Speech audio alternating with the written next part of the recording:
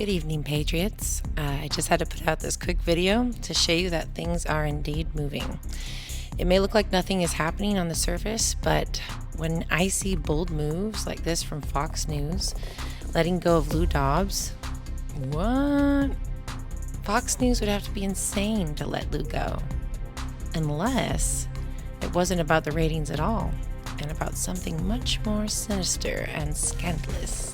Wink, wink. Shortly after, Trump came out to say this about Lou. Lou Dobbs is and was great. Nobody loves America more than Lou. He had a large and loyal following that will be watching closely for this next move, and that following includes me, Donald J. Trump, 45th President of the United States. Darn right. So what I see here, in my opinion, is this: a separation and a parting, an exposure of dark to light, lies versus facts. This truly gives me tremendous hope because it openly proves that this battle is far from over, with this heightened level of censorship being a dead giveaway that the elites are losing control, and it's backfiring right in their face and exposing them for what they truly are, a propaganda tool for the elite and nothing more.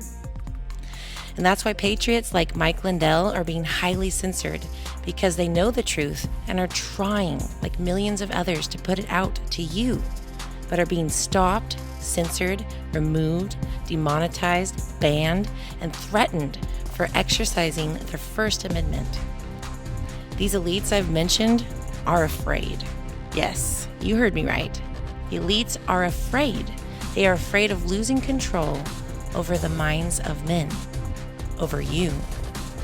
So they will fight and push even harder, manipulating your mind and twisting the truth so much that you can't tell right from wrong, up from down, and truth versus facts. Okay, that one was for Joe. This is a perfect example put out yesterday by the LA Times. There's this woman who is actually complaining about her neighbor being nice and clearing out her driveway, and how it is frustrating for her to continue hating Trump supporters when they are so nice. Yes, you heard me right. But it gets even worse. She compares American citizens who supported and support Trump to Hezbollah, an Islamist political party. Yeah, you heard me right. And then to take it a next step further, you have MSNBC's Nicolle Wallace bringing up drone strikes as a solution to deal with persistent threat of domestic extremism and domestic terrorism that could be carried out in the ideology and around this belief that the election was fraudulent and that COVID restrictions are unnecessary. You gotta see this one to believe it.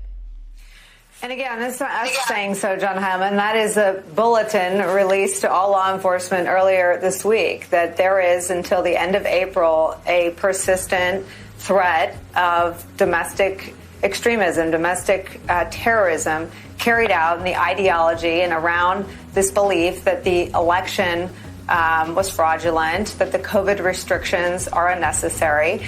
All of those ideologies pushed by Donald Trump. But my question for you is around incitement.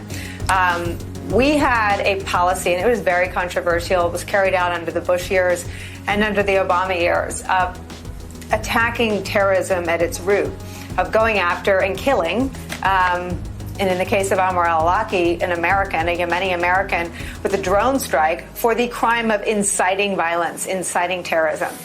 Mitch McConnell was in the Senate then. He was in the Senate after 9/11 too.